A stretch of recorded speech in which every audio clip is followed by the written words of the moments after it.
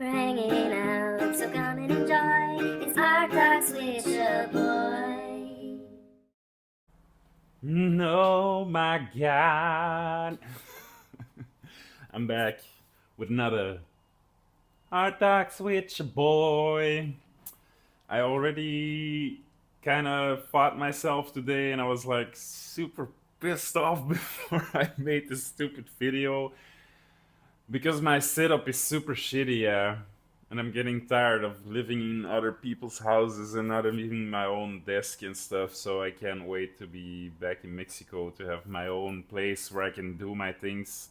Like, look, just for a second to show you, like, I have this shitty, like, can't even see. That's like a tripod and it's like balancing on shit just to get like a semi decent shot of my table, and the stuff keeps falling over, and I started doing this video already and that thing fell over while I was filming, and so I got a little mad, but here we are again for a second take. So I need to get a new tripod, like an actual overhead tripod, so I can film stuff overhead, right? But I don't really have a lot of money right now, so this will have to do. Maybe you can tell all your friends about my dope Patreon so I can afford a new tripod. Okay, but anyway, today we're doing something a little different. I recently read a comic book by none other than my hero, Mike Mignola, and he recently released this thing, Bowling with Corpses. I have to check if it comes in camera. And I thought it would be cool today to maybe just do a little book review because this thing is incredible. Has a lot of influence of on me and how I look at drawing and comic books. While what he does is quite different from how I draw. Like, I definitely have my inspirations, but technically we're like in a different realm of comic books. But I have to say, like, this dude is just, he's the master, man. Like, he's the actual master. Like, he has such a unique style that slowly developed throughout the years and like really became his own thing. And then the way he tells stories through images and like minimal texts, there's a little bit more text in here than like some parts of Hellboy, I guess. I don't know, maybe not. But just this way of storytelling, showing images in the right moments to like invoke this atmosphere that he has going through all his comic book work, through his drawings. I also have his sketches from the Corona period, like during COVID and lockdown and stuff. He made a bunch of sketches for charity, and he put them together in like this huge book. And I have that book, not with me right now, but we might do a little video like this about that book as well. And it's just so insanely good that it kind of makes me mad sometimes, and I can't look at it like too much because either I get mad or I just want to stop whatever I'm doing and just copy everything this man does. He's just that kind of artist. I think I've like maybe, I don't even know if I would get to five, but I think I might have five artists who are to me just so elevated above the rest and can like literally do nothing wrong. Everything they put out is just fucking genius. And Mike Mignola is one of those guys. I think he's a true artist's artist. Like, most artists that I know that do like sort of illustrative stuff or are like in the same realm of stuff that I love to do are all in depth to this man, right? Um, So let's just get into it. Bowling with Corpses and Other Strange Tales from Lands Unknown is like a sort of anthology thing. Like, this is a bunch of short stories that all kind of take place in this fictional world that he completely made up himself. And I feel like this might be one of the best things I've ever read by him because I love Hellboy, but this is like completely his thing. Like everything in here is just from his own mind, from his own. Oh, I guess Hellboy is too, but I don't know. This is like to me the culmination of everything that Hellboy was perfected and then thrown into like this book exists purely out of his passion for drawing weird stuff and telling weird tales. So yeah, okay, I've already been talking way too long, so let's just get into it. I bought this on my birthday, and when I flipped the book open the first time, I didn't see this page first, but I opened it on this page, and I saw this little lobster knight thing, and I was just like, okay, this book was meant to be in my hands on this day, on my birthday. I'm a Cancer. That's why I call myself Lobster Robin, amongst other reasons. In Belgium, we call the Cancer sign lobster in our language.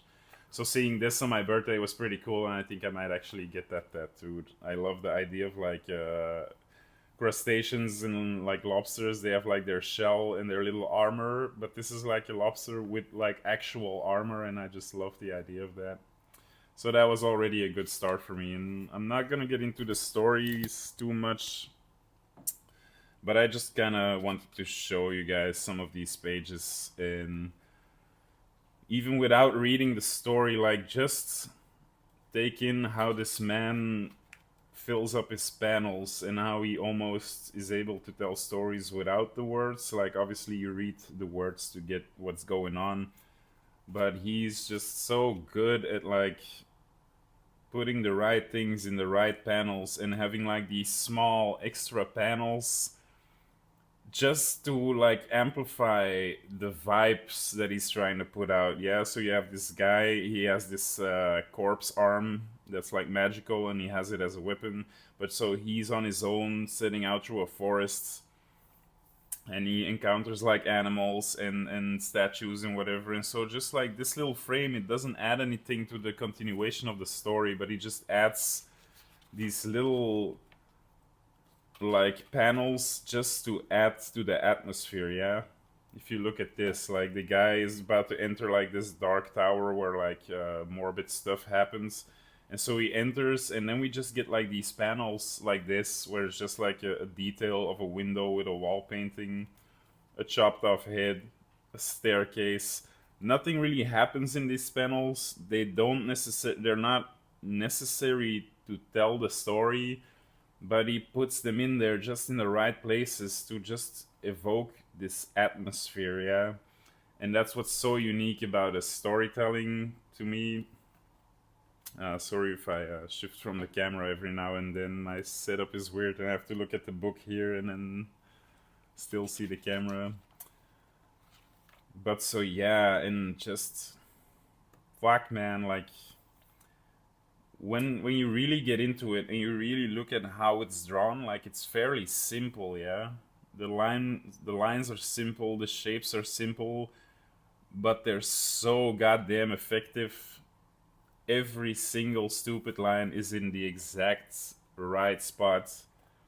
Every black shape that he puts in is just absolutely right. And I don't know if as artists or people who have an illustrative style, if you tried to use a lot of black in your outlines before, that's not an easy thing to do, man. Like drawing characters and then just choosing to go like, oh yeah, most of this character is just like a black silhouette, but I just put enough information to show you what's going on.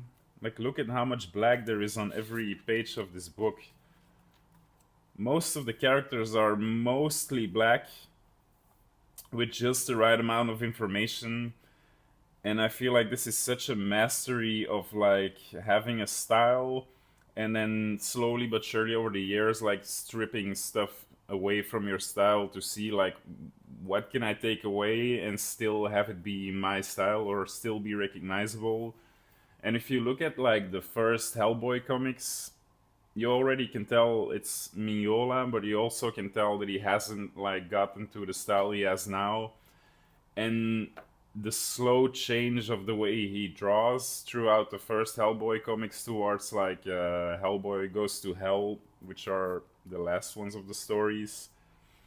Um, just the slow evolution of his style and how slowly he takes out what isn't necessary, simplifies the shapes, stylizes them, even in the way he tells the story and he shows the panels. Like you see the evolution of that throughout Hellboy comics, and it's just a thing to behold, man. Like I gravitate myself towards the further I go to like um,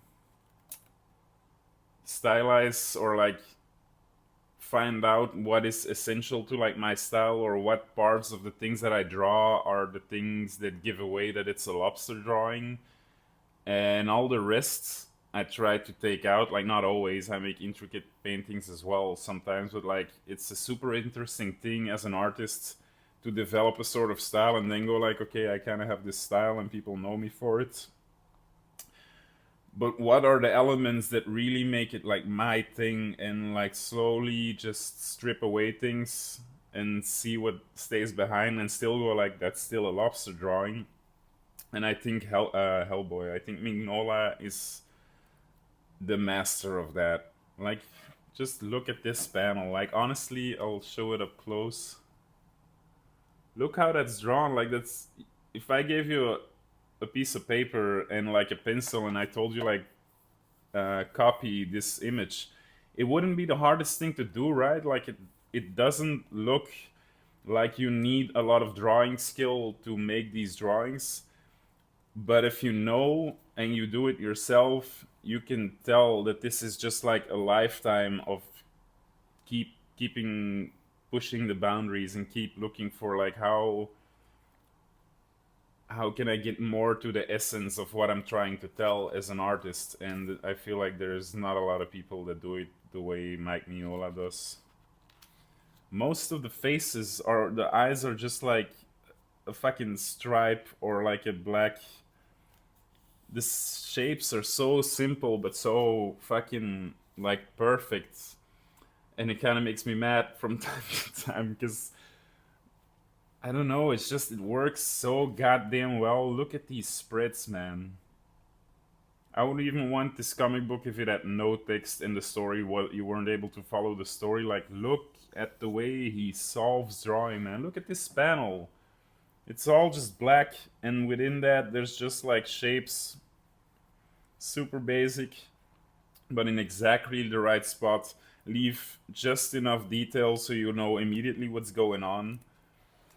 Like these images are all so well crafted, and it's like every single image, look at that shit. Like who thinks of a composition like that? Oh yeah, there's like these ghosts crawling out of the floor, and let's start with some hands reaching up out of the floor, and this hand is even like cut off. Most of them don't even have all the fingers drawn. Like it's just showing what is necessary to convey the feeling he's trying to convey. And I can just keep going on forever at how brilliant this man is at doing that. And the funny thing is, when I was younger, I already liked comic books, but I was way more into like the fucking muscled superheroes, and I loved anatomy and learning. When I was learning how to draw muscles and how the body works, I looked at a lot of like Spider-Man shit and whatever, and I would be into these like highly detailed and rendered drawings because obviously that's impressive. And I looked at this, or at, like the Hellboys at the time, and I didn't really get it. It was like kind of ugly to me, and I was like, I don't understand this style. It's like not nicely drawn. It's so black, and the colors are flat, and I didn't really get it. And it kind of disappeared from what I read and the things I took in. And then just years later, I was like, man, I've seen this Hellboy thing before, and I've since then heard a lot of praise for this artist, but I didn't really understand the style. And so I picked up a Hellboy comic again when I was like, I don't know, like 24 or 25, I think. Reopened it, and all of a sudden I saw it with like new eyes, and I was like, holy shit, like how did I not see this, right? Then that's a testimony for how you evolve as a person, and like taking in art and being critical of art and knowing what you like and what you don't like is like actually a skill you develop. Yeah, the same, you go to the gym to train your muscles. The more you do it, the bigger your muscles get. The more you look at art, and the more you look at art with like actually the mindset of like, let me try to figure out what I love about it and don't love about it. Like, you don't just look at an image, go like, oh, that's an artwork, and move on. Like, actually try to look at art and be critical of it, being able to name for yourself, this is what I like, this is what I don't like. That's the sort of skill you have to develop. Yeah, like like art is objective. No, art is subjective, and everyone can form their own opinions, and it's very hard to like determine what art is good and not, because it's different for anyone. But so within that, knowing your own opinions and knowing what you like and you don't like, regardless of what like high critics say, or like what the bigger public thinks of a certain art piece, be able to like figure it out for yourself. And so I was on track of doing that, and I rediscovered Mignola, and I looked at it, and then my art skill, or like looking at art, had developed by then. And all of a sudden I just realized that this was fucking bloody genius, and I couldn't understand how I didn't see that before. And so I just got obsessed with this artist, and ever since that day, like, there's artists who cater more to my specific niche of what I like, or there's artists who come closer to the stuff that I do, that I look up to. But through it all, Mignola remains a genius. Like, the words genius gets thrown around a lot, or too much, in my opinion. Like, when you look at Instagram comments or whatever comments, people are very quick to go like, this is fucking genius, man. Every hip-hop artist nowadays, whatever auto-tune bullshit on a beat they throw out, and there's people calling it genius. I kind of hate that. I don't even use the word genius for a lot of artists that I really admire and I love their work, but the term genius should be reserved for like that select group of artists that do something that wasn't there before, and they keep doing it, and every time they do it you're just impressed by it, and you're just kind of like mind boggled over like, shit, man, like, how do you consistently put out such brilliant stuff? And to me, if there's one artist that I would call an actual genius and a master in his field, it's Mignola, man. Like, there's no, to me, artist who has such a clear progress in their drawing and gets so much to the essence of what they're doing as an artist. And this man has just created a style that I feel like I haven't seen anywhere else. Now you see a lot of artists that are inspired by him, and you can immediately spot which artists and which comic book artists are heavily inspired by him, which is cool. Me as well. But this dude's like, there's no one like him. To me, there's just no one like him. Look at this shit, man. Look at this fucking genius ass shit. So there's this guy, I'm not gonna get into the story, but he walks into the forest, and the forest just comes alive and takes him over. But just take a second to like take in this fucking panel, man. Like, nothing is like so super insanely drawn, but everything is in such a right place. The composition, where the black comes, what colors to use. There's like 4 different colors on this entire page, and it's perfect. Like, it's actually perfect to me. Yeah, the art is still subjective and whatever, but there's not a lot of comic book artists that just trigger me like him in a good way. Yeah, just everything, the poses of the characters, sometimes they're like so expressionless, and it just perfectly captures this vibe that he's putting out, like this mysterious, eerie, sometimes a little bit funny, sometimes more serious, sometimes very violent, but always like this.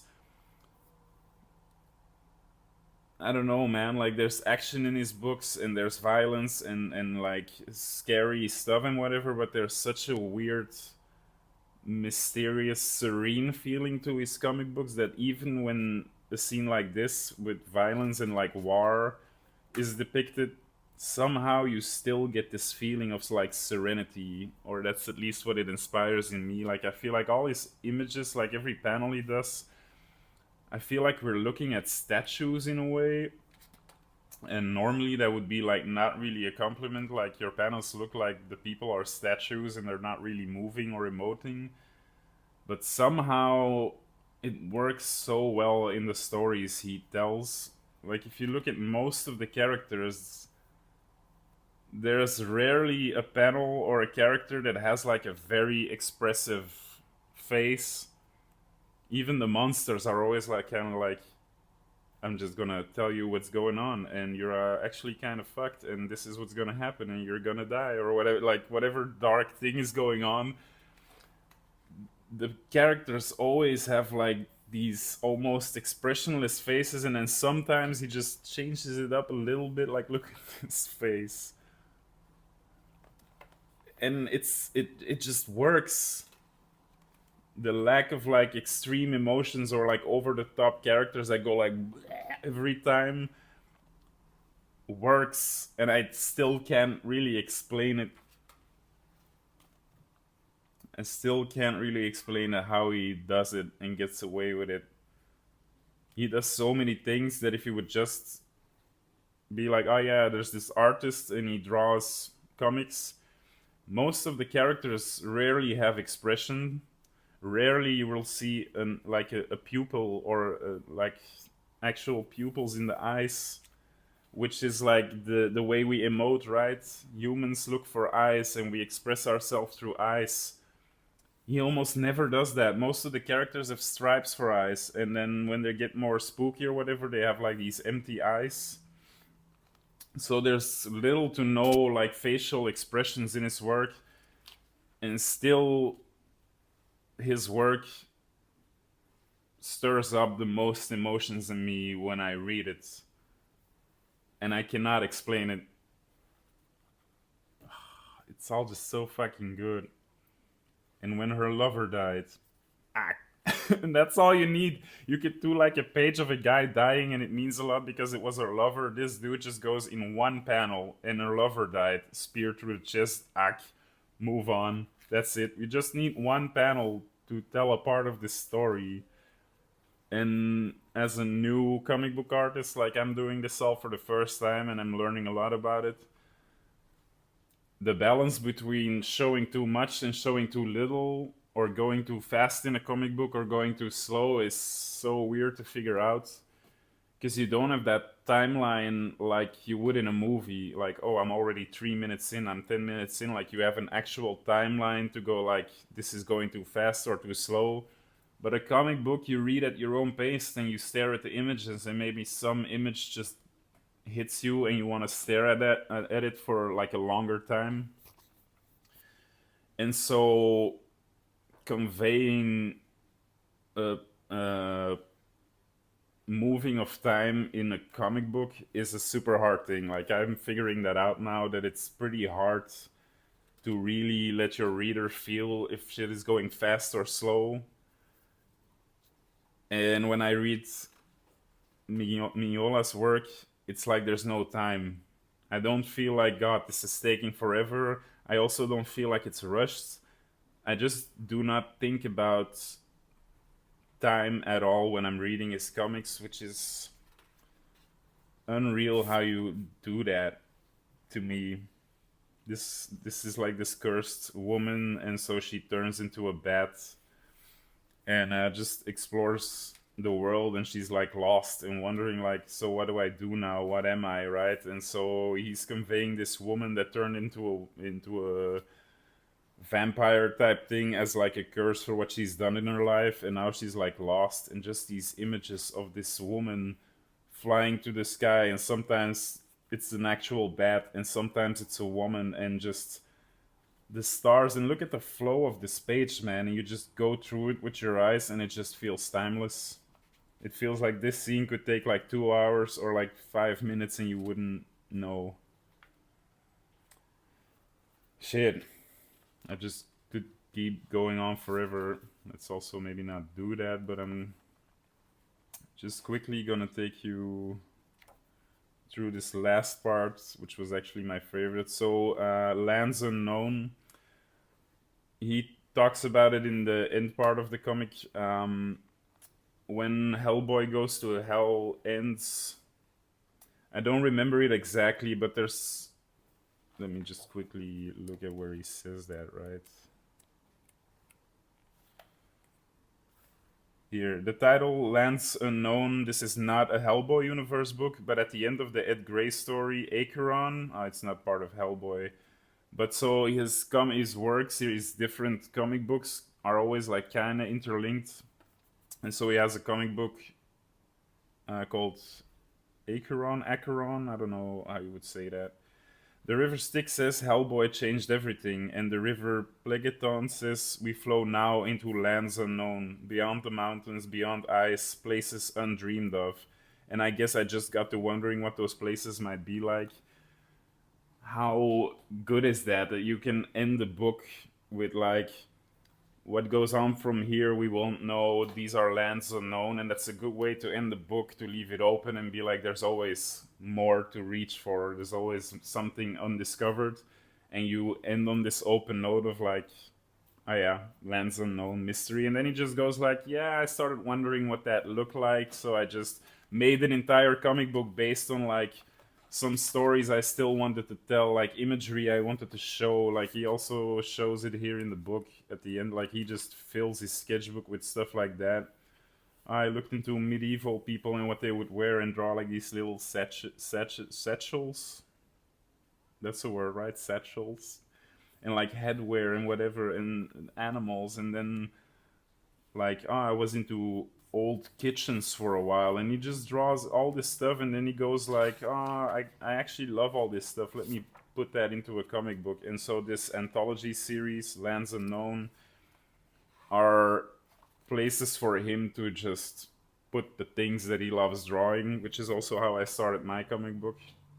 You just honestly as an artist go like, what am I drawn to, what do I love to draw, what is like interesting to me, draw a bunch of that shit, and then be like, I can put this in that story, I can use this character, and then just piece it together. But it starts purely from your passion, starts purely from, I like drawing horses better than dogs, so I draw a lot of horses, so now I'm gonna make a story about horses or whatever it is. But it comes from purely, this comes out of me naturally, and then nitpicking out of that what you put into a story. And so this whole book is a collection of things he loves drawing but never really got a place in Hellboy or his other comics, and he put that in this. And this last story is like a bird visiting a dead man, and he's like, okay, you're dead, but now I can show you what true freedom means, and let's go. And he goes into lands unknown, and this bird shows him like all these forgotten ruins and parts of the world, and all things that are not explained, or you don't know who these characters are or where these places are. Like all these names are also, we go to the grim Bauhodden and the frozen waste of Guthabenjord. Like this dude just makes up names, and it's also rooted in some history. Like he's into the occult and like weird history stuff, so he does base it on things that existed or are in like folklore or occult writings or whatever. So I'm not sure, but I guess all these names sort of exist or existed, and they come from somewhere. But at the same time, you don't really know, and it could be that he made them all up, and that adds to the mystery, right? Like you're reading this and you're just like, what the fuck are these places? Are these real things? But that wondering adds to the mystery vibe that he creates. And just these fucking characters, man. Like who comes up with like, oh, I want to have these like elephants fucking monsters and have them not have a nose. I'm gonna make this elephant character. Let's take away the most elephant thing about it and still create a character that works and go like, oh yeah, that's an elephant. That's like going, I want to make a giraffe character, but I don't want him to have a long neck. That's so insane to me. Like who thinks about that, man? I want to make a crab character, but I'm not gonna give him the scissors. Like that's, I'm gonna make an elephant character, but they won't have trunks. Like, how does that work? How does he get away with that shit, man? And uh, that's just the thing. Just reading his stuff and looking at his art just makes me so enthusiastic about art and drawing, and that gives me motivation to work further on my own comic book. Yeah. But so yeah, I can highly recommend this book. The stories are very entertaining as well. You get some sketches at the end, and I mean, yeah, it's just incredible, man.